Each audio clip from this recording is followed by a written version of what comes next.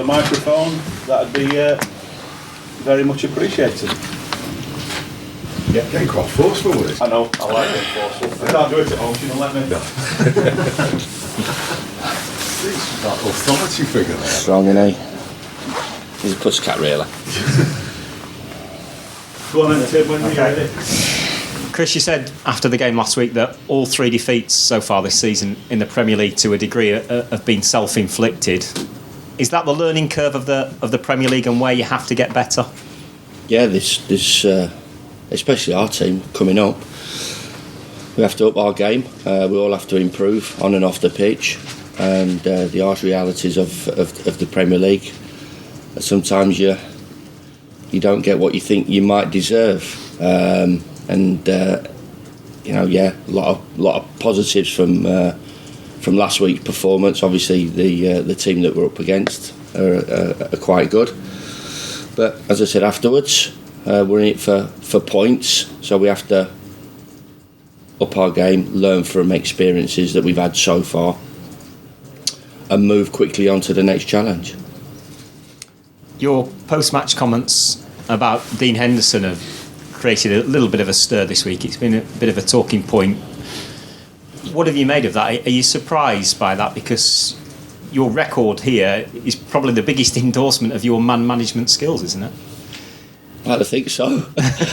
And at Northampton, when the players weren't getting paid, and at Oxford and at Halifax, I think one of the big things that we have learned is coming into the Premier League is the huge amount of coverage that he has, and how it creates debate and opinion.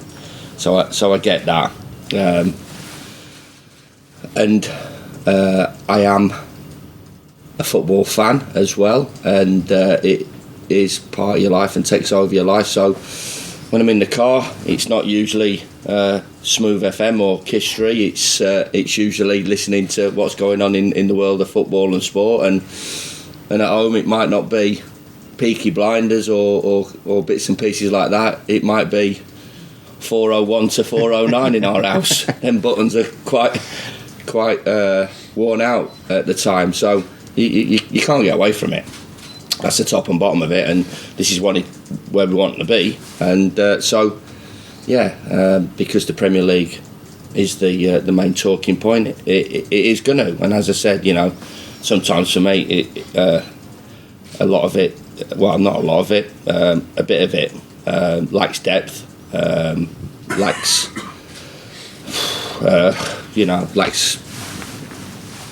thought, but you have to get on. Sometimes people say things to, as I said, to create debate and drag something out. Maybe it was a slow news week for the people, but I didn't really think there was anything in it. It was as we manage. The players, Dean included, are very, very mentally tough where they've come from, the journey that they've been on. Last year, pressure situation, back end of the season. They're tough guys, and we create a tough mentality in the group. I've got to say though, I'm the biggest supporter of these players by a million miles, myself and my staff, because I know what they're about, what they give for the football club, where they've been, where they want to go, and I'm the biggest supporter. So, and Dean knows that from an individual point of view, and he, as I said, there's no hiding place. He moves on. We all move on. We and move on to the next Premier League game. So, as you said, bits and pieces that get talked about. Some I pick up and go, yeah, I think I agree with that. I disagree with that, and some I think is total noise and nonsense. So, that's where I'm at with it. Gareth Southgate names his latest England squad today. Dean Henderson, how close is he, in your opinion? Yeah, he is, and but he knows it's a tough week for him, and as I said, he's nobody more disappointed than him. But that's this, like we said, the lonely world of a football goalkeeper. If he gets in, that's great. But I think Gareth looks at bigger pictures as well, and knows, that the young man will make mistakes, and how does he recover from it? and I've got to say, he has made a couple of mistakes in this time, and he's recovered wonderfully well. And obviously, Premier League, as you just said there, the coverage of it is enormous. The Championship made a couple of mistakes in the Championship, came roaring back. I remember a mistake he made against Leeds United, came roaring back. Mistake against Aston Villa, came roaring back. So absolutely no problems myself with Dean. And as you imagine, from Gareth's point of view, he'll look at a bigger picture as well. And if he gets in, brilliant. And if he doesn't, that's not the end of him as a footballer and his career, full stop. And he just has to keep working hard. And like we said, cut out silly mistakes. And there's a lot being talked about as well. That after the game about Dean, but I was critical of my forwards as well in the change room before. But obviously nobody asked me that question, and nobody was in my change room when I was talking about that. I mean, one thing I did say was both ends of the pitch. You get punished in the Premier League, and we have to be better. And if we cut out those silly mistakes and at both ends of the pitch, then pick up the points that we want, we feel, and we need. A plus this week, John Fleck, international call up for Scotland. Is that a reward for his form? Yeah, John's come back. Obviously very, very strong and positive in his performances. I thought he was outstanding. Another one that we feel, when he gets in at the top of the pitch, can do a little bit better and score. He has that ability. I think if you've tracked his career, when he was a young boy playing at Glasgow Rangers, he played as a centre forward. So, said just a little bit more belief and confidence that hopefully, playing in the Premier League week in, week out will give him, and playing at international level as well. But yeah, from my opinion, thoroughly deserved his performance. He's been outstanding. In our time, we picked him up free transfer from Coventry, and he's been incredible in his performances, and he's every level that he's played at, he's embraced and moved forward, and got injured second game of the season, and got himself back in the team and kicked on. So yeah, it's a great reward for him, and hopefully he'll go and do himself justice when he goes up the road. And Watford this weekend. Is this a very different challenge to Liverpool in terms of the approach and the way you prepare for it? No change, no approach of where we're at. Another difficult game. A game, I think one of their players said that, no disrespect to Sheffield United, they expect to beat us, and yeah, they should be expecting to beat us. Bookies' favourites to go down. So from our point of view, same performance with and without the ball. Nothing changes in our approach to that game. We're going to have to defend very well as a team and be solid, as we showed the qualities in the last two games, and going forward. Can we take those opportunities when they arise that turn losses into draws and draws into wins? So that's what we're looking to do. But as I said, an established Premier League club. Obviously change of manager and not had the results but that they would have expected and wanted, but they should be beating us really, and as one of their players has said. Chris, is David McGoldrick back in contention this weekend? No, the game on Saturday's just come a bit too quick for Didsey, so we're in cooperation with the Republic of Ireland, because it's important that relationship is strong, and it is. So we have to do the best for David. So I think he might be going over with the Republic of Ireland squad. We've got to find out in the next couple of days if he's going to travel over there for them to have a look at him as well, and to see where he is. But he's getting closer, and we'll see what's what. But if we can get him fit for Mick, we will try to, because David wants to play international football, and Mick obviously is an important part of his squad, so no issues there. And if he doesn't, then we'll work with him and get him ready for the Arsenal game. Yeah, I was going to say, are you confident that he will be back available for the Arsenal game at the moment? Yeah, definitely. As I said, Saturday's too soon. Whether the midweek game for the Republic in the international break, it's too soon. We'll all make that decision. But I think obviously Didsey in the past has been played with a couple of injury issues, and it's important that I think we all have a sensible approach to that, which will certainly do that from from our point of view, and most probably and definitely Mick's point of view with the Republic. Skipper's back available this weekend. Is he raring to go and itching to get the season started again? It's been disappointing. I've had a chat with Bill, and he'll say, he was a bit unlucky, and every centre forward that's played the game that's never made a tackle will say he's possibly unlucky. I thought, as I said at the time, he really didn't need to do what he did, and we could have done with him around, because obvious finisher and obviously really good player for us, and his performance in that 20-25 minutes at Southampton was excellent. Really gave us a lift and a spark. But yeah, he's worked hard, and he's played in a bounce game, and he'll be raring to go and be involved at the weekend. You mentioned the forwards and your comments last weekend, as well as Dean Henderson's comments. A lot of the debate locally this week has been around goals and where they come from.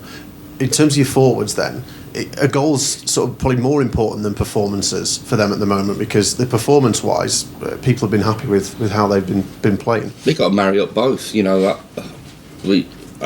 don't create chances if you don't perform well, and you don't click as a team. So I've been delighted with that. As I said, nothing's really unbelievably undone us at the moment. And the quality of opposition is there to be seen, whether it's been home or away, and no different on Saturday with their front players. So we've been pleased with that, and we've been pleased that we've got the balance right, which I thought we did on Saturday in terms of the performance, in terms of when to go forward and when to take that opportunity to try and score, because you've got to try and score against these teams. You can't just say, well, this is us, we're going to park ourselves outside the edge of our box for 95 minutes, and that's not our way. But understanding that teams are going to push you back, and Liverpool, maybe not that some of our supporters might like it, might have a little bit more possession than us, and these are things that we have to deal with and accept. But we want to go forward, we want to score, but the performances definitely have got to be right. And then you look, at the individual ability, and we feel the individual ability at the top of the pitch. If they get the performance right, we create chances. We have the ability to score. Obviously, chances aren't coming as frequently as they did in the Championship, but I think our goal scoring record in Championship was 75 plus, which I believed would be enough to gain promotion, and it obviously did. But you look at our stats, I think somebody chucked a stat at us, and we've created more clear-cut opportunities this year than we did at the start of the first 7-8 games of this season than we did last year. So that also gives us encouragement. But pressure on is to score, and we have to, like I said, to get the points that we want. And I suppose with defensively being as solid as you have been, and the consistency with the same back line that you had from the Championship coming up to the Premier League, can you spend a little bit more time as a coaching team focusing on the attack and the different options and tactics and ways that you can break teams down? Yeah, we do. We'll do that from an individual point of view, individual game. We're not going to look at somebody like 3 or 4 weeks away and talk about them and put energy and time into that when the next focus is the next game, which is obviously always the biggest. So yeah, the video analysis guys are looking at the opposition, and that's in front of us, but the coaching staff are looking at what's in front of us. And from an individual point of view, it's just making the right selection of technique, getting into the right areas, which they are, and then the biggest thing is the belief and the mentality point of view that I'm going to score and I'm going to be confident in this position. So and there's no reason why they shouldn't be, because they're really good players, and I'm sure that'll come right along the way. You've asked the players to sort of do better in the bigger moments after last week. Do the players in the squad have to expect a bit more scrutiny from everyone with the high standards that you're asking of them? Yeah, definitely. We've always raised the bar, and we don't just want to finish, fourth bottom. We want to look at every game and be competitive. I said that all along, and we'll always ask for more. I've always asked for more. As I said, they give They give everything. I know the players better than anybody. I know who to push and who not to. But from a group point of view, we're always asking for more, and that's got to be the right way, in my opinion. You know, we're not settling for we're doing okay. Can we improve? Can we raise our game individually? Can the team raise its game and keep pushing forward? And I'll always be like that. And if we stay in the division, then the next challenge will be improve on that one. I think that's been the common theme that's run through this football club since we took over three and a bit years ago. And it has to be that way. Players understand it. There's clarity in that. They know I'm tough with them, but they accept it, and they improve with it and understand it. As I said, it's a tough changing room that we're in, and I feel because of the situation, because of the environment they're in, the pressure is on, and they have to accept it and handle it and get on with it. And some people might need a bit of help at times, and I get that, and they do. But we're tough with the boys. But as I said, from the past 3.5 years, we feel it works with this group, and we'll continue doing it. Watford this weekend, they're obviously going to be one of the teams that are around and about you throughout the course of the season. How important is it that you do compete well and pick up points from those teams that aren't in the supposed Big Six? I think from our attitude last week, we're disappointed that we've not beat the champions of Europe. So that's where we're at. There's no getting away from it. So every team is the same, and who's to say that Watford can't win next 4, 5, and 6 games and then push themselves into the top half. Obviously, any club that don't pick up points, whether it's the start of the season or go for a period, they're not going to improve the table position. And that includes us as well. So, every game is key. Every game is important. I respect Watford in terms of what they did, what they've done over the past 2 or 3 years. Cup finalists, and sometimes it happens. You just don't get out the traps. Changing manager, but pretty quickly changes. I think one of their last home games was a draw against draw against Arsenal. An incredible effort from them. So there's plenty of spirit down there. Good experienced managers and good experienced players. So we know exactly what we're up against. And every game, can we add to our points total? And we'll go into Saturday, believing and wanting to do that. You obviously had experience here as a player before you came back as a manager. Quique Sanchez-Flores has gone back in there for his second spell at the club. How much will that help him to sort of hit the ground running, knowing a bit about the club before he goes back? Yeah, he does. Yeah, obviously. So I should imagine that was key reason why he was reappointed and had success there. So, yeah, as I said, experienced, established manager who's been successful at that football club before and will know what it takes to do it. So knows the players, knows the football club, knows the supporters, knows everything about Watford. But like myself here, you have an influence. The manager there will have an influence, but ultimately it's what the players do on Saturday afternoon at 3:00 that decides football matches, and they'll be, like I said, they'll be desperate to get their season up and running, get that first home win, and there will be, like we said, I'm not trying to be clever with this. They'll be expected to beat us. We're one of the favourites for relegation in the bookies' eyes, and they'll be looking at this game and thinking it's a great opportunity, as will everybody. I totally understand that, and it's up to us to push back on that. And finally from me, Chris, international break coming up, how important is it for you to go in there on a positive note, particularly after how strongly you've started the season? Of course, the next game, can't help what's happening after the international break. But of course, again, we're going to Saturday's game. They're a great group, and they're positive. We've had a really good week. We had a chat on Monday. We talked about it. We've set the bar high. We need to kick on and keep improving and looking at the next challenge. And obviously, it is to go and get a result at Watford. And a lot of people talked about our home form, which everybody felt would keep us in the division, and we need to get better with that. the own performances have been really good. The points tally, from my point of view, is light. But I would say, you know, on the road, you know, we've had some great results so far at Bournemouth and obviously at Chelsea, at Everton. And we'd like to finish this little batch of games, these 8 games, with another result and keep that unbeaten away record intact. But yet again, we've got to be at it. We've got to be at the races. The manager must manage the players to get a tune out of them, and I'll do my best on that. I'll try and keep up with that and see what's what and see if we can get a result. Thanks, Chris. Cheers.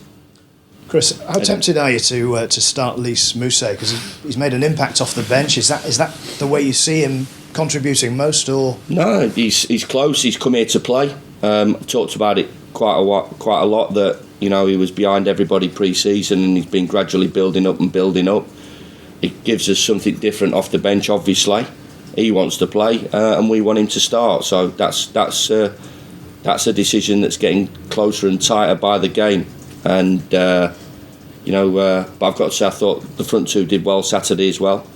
Callum Robinson for a young boy and Ollie McBurney, obviously not a lot of Premier League experience, but playing against, you know, those two and Andy Robertson and the England right back and obviously a good side. I thought, you know, to be fair, I thought they caused some problems and had 2 or 3 good opportunities. So, you know, they're all knocking on the door. We've got the skipper back, David McGoldrick's going to be back maybe, like I said, in a week to 10 days. Mousset's knocking on the door, and the 2 boys have done great. So, yeah, there's always a decision to make, and we'll try as a coaching staff to make that right decision. Hi, Chris. At the back, mate. Yeah. Hi, mate. Just one more John Fleck for me. Yeah, he was super against Liverpool, I thought. And was that him at his best, or is there more to come from him? Like we talked about, we feel there's a little bit more to come at the real business end of the pitch, at the top end. You know, he got into some great positions. We feel, you know, he has to add goals to his all-round general performance. I thought his general performance was excellent, in and out of possession. Some great balls, you know, driving past midfield players, setting people up, just a proper midfield performance all round. But as we always, as I said, that little bit, you know, he's got a wand of a left peg, and when he hits it, it stays it. It's proper power, and that was, as I said, you know, a little bit disappointing that we felt that John, possibly the opportunity that he had, he should take that on. Second half, instead of checking back on his right peg that he just stands on. So the last little bit add goals to John's overall performance, and I think he'll be looking to do that as well. And it goes from a very good performance into a you know, top draw one.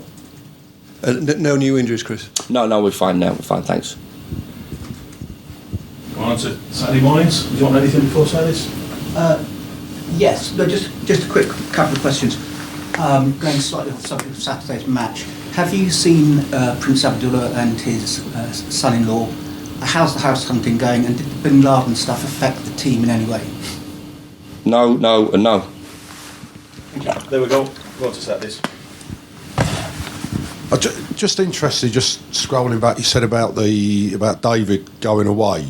Just to put a little bit more meat on the bones, a lot of managers don't, you know, they're probably quite happy when the players don't go away. You seem to have taken the exact opposite approach to that, and so why? It's a game for David. It's a manager that is experienced and been successful, that I've got an awful amount of respect for. And he wants to go as well. And when those players don't want to go and feel, you know, that maybe the international career is coming to an end, as Ollie did, then they have to be right by the respective managers. But, you know, David has obviously not helped, but played for the Republic and done great. And the Republic of Ireland have done great for David McGoldrick as well. So for me, that relationship has to continue and has to flourish. for the younger players, I should imagine now John Egan will get an opportunity, and I think he will get an opportunity not just because maybe there's a couple of injuries in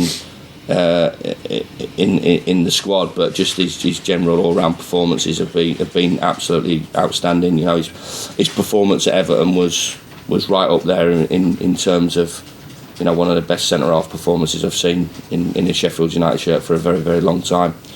And Saturday's wasn't too bad as well, against the likes of Firmino and obviously the front three that Liverpool possess. So I think John was knocking on the door in terms of getting in, and Ender's done great. He's upped his game in the Premier League, and that'll help in playing different opponents at international level, and learning from that experience. So absolutely no problem. Of course we do cross our fingers and hope that they don't come back injured, and they go away and enjoy the experience and play and come back healthy. I think that's always the case for every manager, but absolutely no issue. And like I said, whoever it is, whether it's Mo going away, anybody in the Welsh squad, the Scottish squad, the Irish squad, and the English squad, they're absolutely quality, established managers, and they're in good hands when they go away. I wouldn't say of all the players, because there's an awful lot of them have stepped up, but the way that Ender, you preempted my next question there, has really kicked on this season at this level, and when you consider where he's come from in such a short space of time as well, he's remarkable. I think we talk about, as I said, the standard at the football club and the high standards that we ask of the players, and it's a learning football club, and how mentally tough these boys are, that every challenge that they've had in front of them, they've overcome. Ended back in the Championship, and then second year in the Championship, and now the Premier League. And that's what all the players have had to do. Some have made bigger jumps than others, but I'm sure through the season, other players that we feel there's more to come will catch up. And it's been outstanding watching Ender, and watching John Lundstram and watching George, players new to the Premier League, how they've taken to it, and Jack O'Connell and John Egan and right the way through, just how they've grabbed it, and they've enjoyed it, and they've picked their game up. And as I said, and because that's something that we talked about from the off. Every single one of you play, in their own way, even John, who came through at Rangers, of course, had an awful lot of scrutiny on him at a young age, and in the goldfish bowl of the old firm. Definitely. So all of them have had to overcome some sort of adversity as well, haven't they, at some point in their careers? And you think that's turned them into the group they are? Yeah, I think so, yeah, definitely. How they recover from adversity, how they recover from defeat. This group, it's going to be tough to get a result Saturday, but they've been pretty good recovering from defeats, and we've talked about at the start of the season. So as a team, as I said, mentally really strong. Keep saying about what happened last year, pressure on us to go into the Championship and then be at the top of the division for the majority of the season and finish the job off, and they did. And then the next challenge, so it was the Championship, and they ticked that one, and it was the Championship, can you get out of the Championship, and they ticked that one, and then here comes the Premier League, and they're on the way to, they've made a good start in terms of ticking that box as well, and there'll be other challenges. So individually, definitely, and we've all had struggles, and I think that makes you tougher and better for that experience. And sometimes, difficult situations, difficult parts of your life and your career which happen to you, you have a choice, and these boys have all had,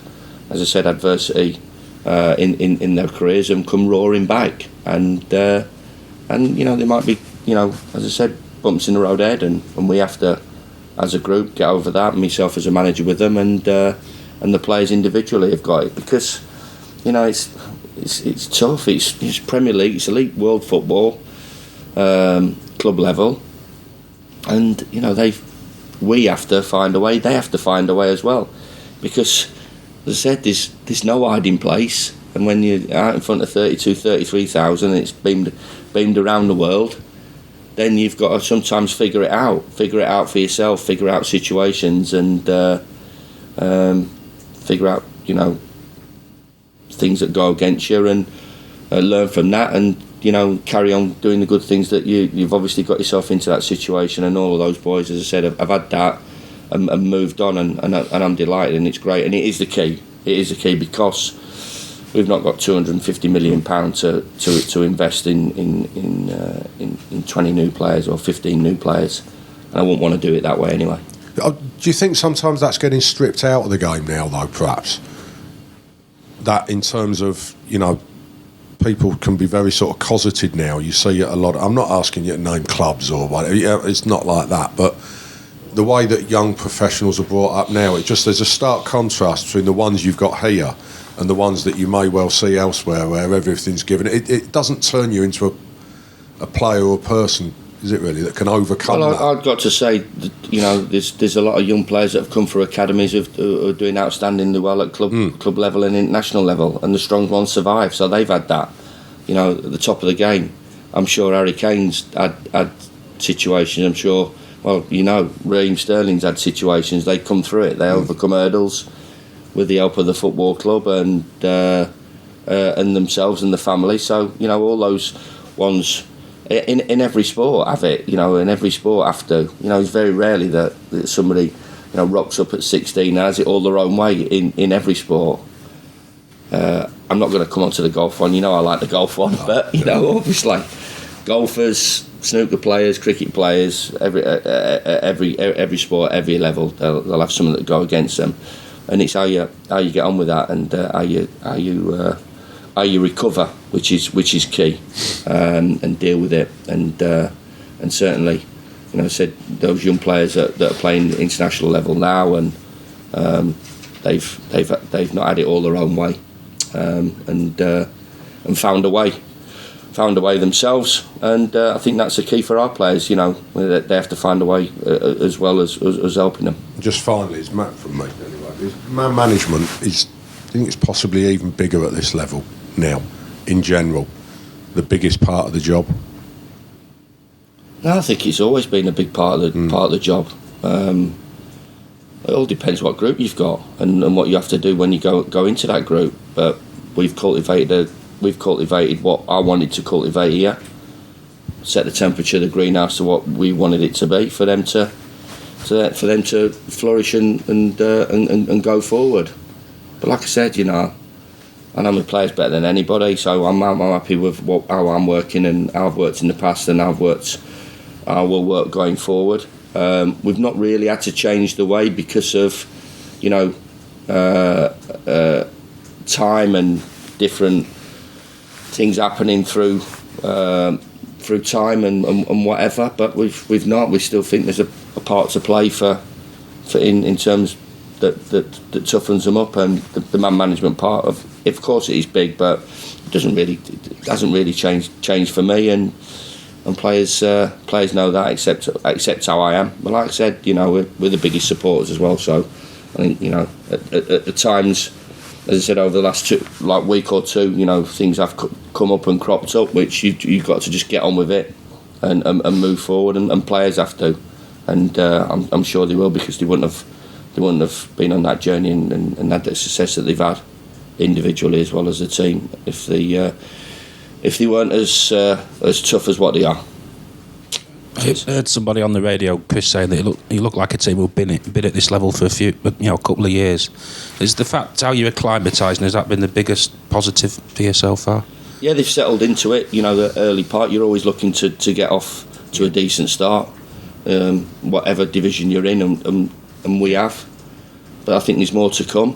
But we've got to keep those standards high, because if we feel that we've landed and we feel that that's us in the division and we're all right, and start being pop stars and not doing what's got us into this position, then we're gonna struggle, and we're gonna come in for a rude awakening. So the key is to keep that standard high and keep rolling forward and improve as the season goes on. But yeah, the players have adapted well. As I said, individually they've raised the game.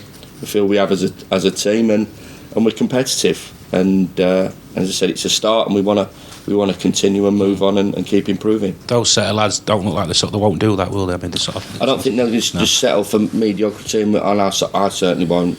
From my point of view, you know, there'll always be that next challenge and to drive them forward, and that's as I said, big part of our job is to do that in every aspect of the game, and keep driving forward and keep pushing on, and be the best that we possibly can.